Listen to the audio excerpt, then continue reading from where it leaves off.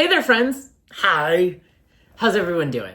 It's Tyler, and I'm back with another tarot deck review. I don't know, the coffee's hitting in. It's the first day of spring when I'm recording this, so I'm just in an overall, chippy, cheery mood, and I hope you all are doing well. This is going to come out in a couple of weeks, so spring has already started. We are here, we're queer, we're fabulous, and having a gay old time. And today we are doing a tarot deck review, and we are going to talk about the Radiant Wise Spirit Tarot, printed by Lo Scarabeo, and it is, the author is not on the front of it, but it is by, So the text is done by Sasha Graham using the illustrations by Pamela Coleman Smith, and the colors are by Barbara Nosenzo. Sorry if I'm mispronouncing your name. So those are the creators of this version of the Rider-Waite-Smith tarot deck. It is that traditional tarot deck imagery that we are used to seeing. But the colors are a little bit different. It is also a borderless deck. I picked this up from Namaste Bookshop, where I read at in person, and it's where I get a majority of my decks because I do like to support local business as much as I can. So that's where I got it. I picked up this deck because I had just finished doing Broadway Con, and the deck that I use in those sessions with clients in person, that deck felt tired, and it honestly told me that I needed to go into purgatory for a little bit. So I needed to get a new Rider-Waite-Smith inspired deck because I prefer to read with that style of a deck when reading with clients, because it's easier to kind of talk about the images that are on the cards than, say, a deck that is Marseille inspired, where it's a pip deck where you don't actually get to see images. You'll see illustrations on major arcana, and the minors will be like 6 swords, 6 cups, 6 wands, 6 pentacles, right? It's just the object. And you can actually go back on my channel if you want to see what a pip deck kind of looks like. You can go watch the Lord of the Rings deck review or the Essential deck review, or next week's deck review is going to be Keymaster Tarot, and that also is a pip style Marseille, but that's going to come out next week. So please make sure that you are following and turning that little notification bell on so you don't miss an episode. I appreciate all of the love and support. It helps me grow my channel. So let's quickly dive into it. So Lo Scarabeo, I'm becoming a Lo Scarabeo stan, which is lovely. I love it, and I love seeing them grow. They still give you, this is a guidebook for Lo Scarabeo. They traditionally don't give you such a thick, nice guidebook. It's usually very minimal and very it's the white paper booklets, and it's the lovers, romantic choices, right? They just kind of blah, blah, blah, go off with it. So this is deeper. This is a lot more. I was looking at the introduction here. So the guidebook, Lo Scarabeo, you kind of always get in English, Italian, Spanish, French, and Portuguese descriptions of all of the cards. Breathe, slow down. You don't need to run. You don't need to rush.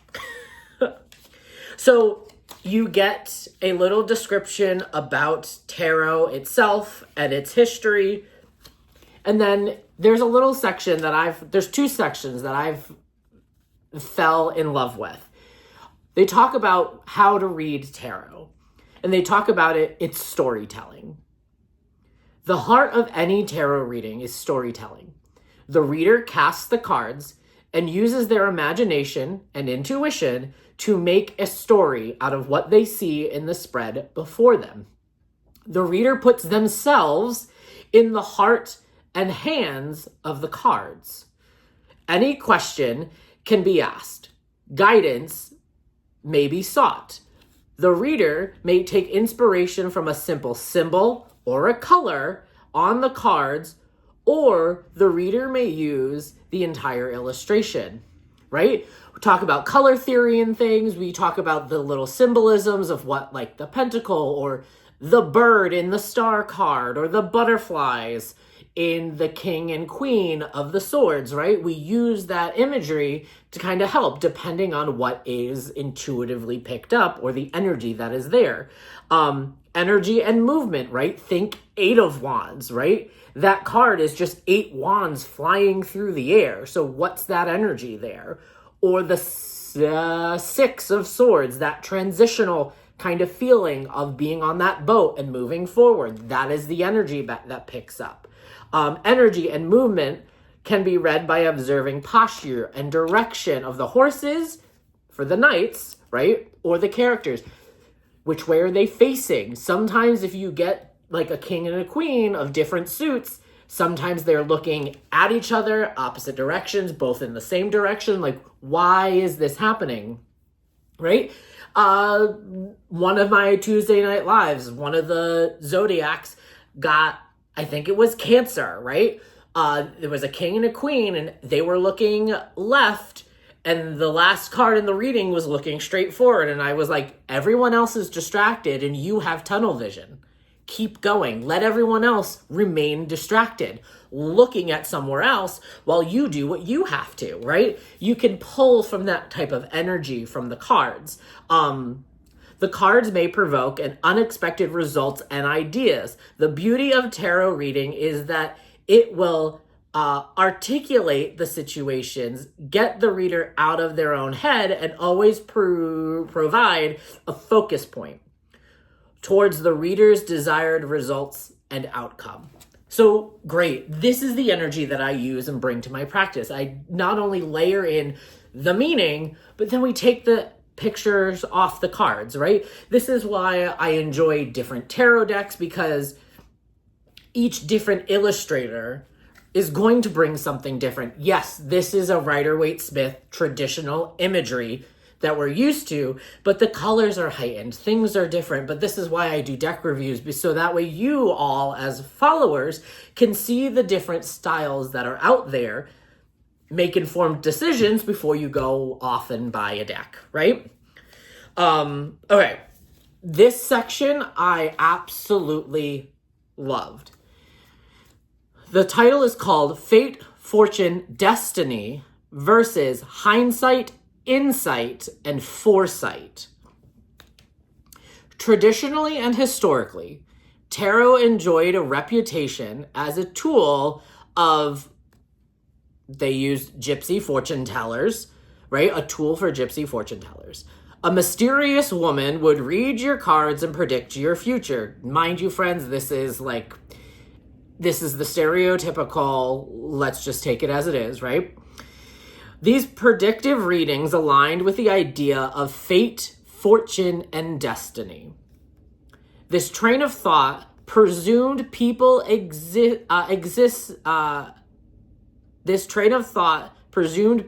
exercised no control over their life. It assumed life events were predetermined, right? That notion that tarot is fortune telling. Modern tarotists use the cards to invoke and gain insight, hindsight, and foresight. They recognize that fortune is very much in the hands and they recognize that fortune is very much in their hands, and no personal actions bear a direct result in their life. You are an active participant. You have free will. Knowing this, they use the cards as inspiration and guidance when examining past events.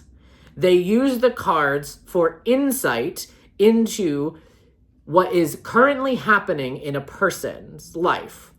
And rather than predict the future, they use the cards for foresight testing out multiple scenarios and or trying to find the best solution for the current problems. This is empowered tarot reading. Empowered tarot reading never seeks to peek into another person's life or spy on others using the cards. Empowered tarot reading always places responsibility in the hands of the individual and not in the hands of fate. I love that. This is what I do with my practice. It's empowerment tarot. And I love this, and now I'm going to use this kind of as my talking point on how I describe. I usually say, like, I'm your tarot life coach, your tarot therapist, but this, empowered tarot. Empowered tarot. Empowered tarot never seeks to peek into another's personal life or spy on others using the cards. That's why you don't do tarot readings about people who aren't there. They can't consent to it. I love this. I love it. Just mwah, chef's kiss. Talks about questions. The better the question, the more powerful the reading. Best tarot questions acknowledge the personal power the reader possesses. Create proactive questions. Some questions here are, how can I attract romance? What can I focus on to bring stability into my life? What helps me foster forgiveness? Also, good questions start with the how. Avoid questions demanding a timing answer. What is the job? When is the job coming? Avoid questions invading other people's privacy. Yes. Does he love me? Gag me with a spoon. If you want to ask the question, is he still thinking of me? Restructure the question into, what action can I take to become irresistible to him? Barf, move on. Sorry. That is... You don't need to make yourself more irresistible for somebody else, right? They should already find you irresistible. Anyways, And then it goes into shuffling the cards, card meanings, and reversals. All right. And they give spreads. Ooh, okay. This is fun too, right? I have this periodic table of tarot in my brain. And it's a great way to start learning the tarot. And if you're having trouble understanding what's happening, right? How do you connect all 78 cards together? Remember that the majors' energy trickles down into the minors. So they have this tarot structure page, which talks about the cups being the water element, wands being the fire element, swords being the air, pentacles being earth. And then it goes into what each kind of minor is, right? The aces through the courts, right? So aces, they say, are beginning, fresh starts, new ideas. Twos, duality, meeting another, division. Threes, birth, creativity, expansion. Fours, stability, structure, foundation. Fives, challenges, blockage, setback. Sixes, movement, peace, advance. Seven, lucky, uncanny, mysterious. Eights, steady progress, results, familiarity. Nines, wish fulfillment, final adjustments. Ooh, that's a good one. And realizations. Tens, culmination, final ending. Then the courts. Pages, youthful energy. Knights, teenage energy. Queens, mature, feminine energy. And kings, mature, masculine energy. Which I love it. If you need an easy way to then go, okay, understand this kind of energy, and then just apply it to looking at the cards themselves. Okay, let's do...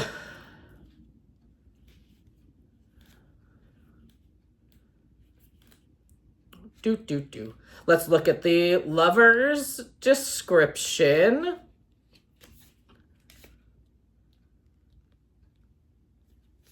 All right. The Archangel Raphael, an angel of healing, presides over the card. The male looks to the female, who casts her eyes above, invoking the sacred Trinity. The lovers are a symbolic and astrological... The lovers are symbolic of astrological Gemini and also suggestive of Adam and Eve in the Garden of Eden. Nudity on the card reflects the ability to be vulnerable and open towards others. The snake symbolizes temptation, sexuality, true love, passion, romance, excitement, deep soul-splitting attraction, matters of sexuality, choices of the heart. All right, there we go. You almost lost me, but then you got there. So great, right? That is short and sweet. We talk about astrological, we're talking about passions, the attractiveness, and then the choices of the heart. Love it. Let's see. Oh, went too far. Went into another language. Three of Wands. Let's do Three of Swords if I can find it. Pentacles, Cups, Wands. All right, Three of Swords. Here we go. Heartbreak, love triangle, betrayal, deep emotional turmoil. The wound that lets in the light. Ooh, that's a good one. The wounds that let in the light. Three perfectly aligned swords pierce a gentle, soft heart. Storm clouds rage, but will soon blow away. The Three of Swords is a card of pain, but it is also a heart opener.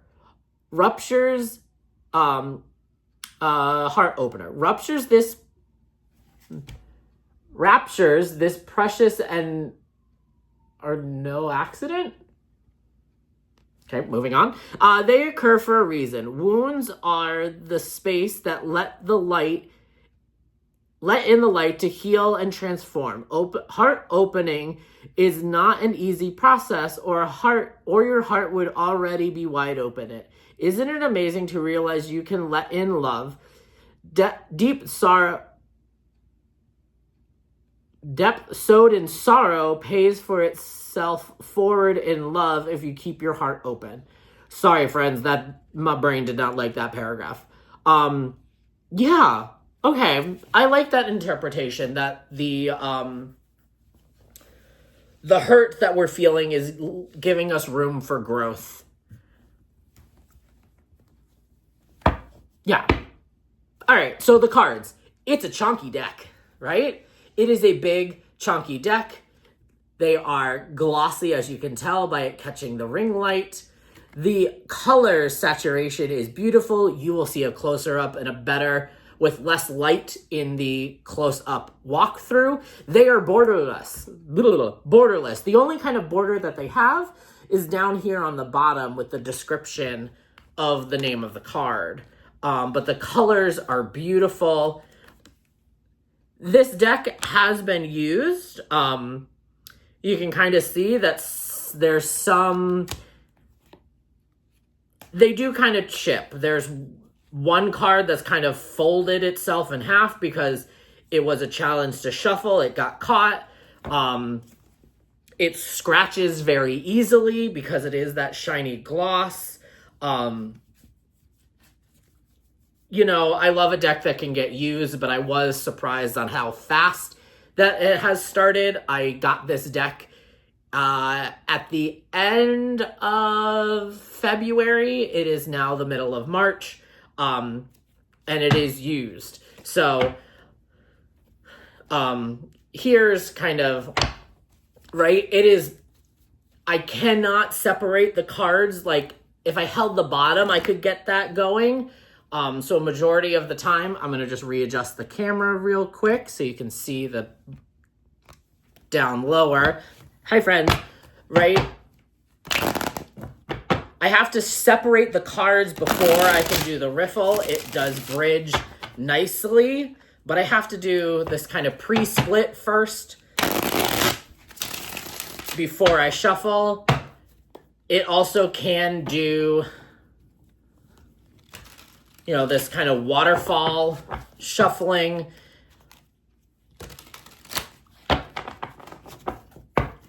But yeah, it's a beautiful deck if you're looking for...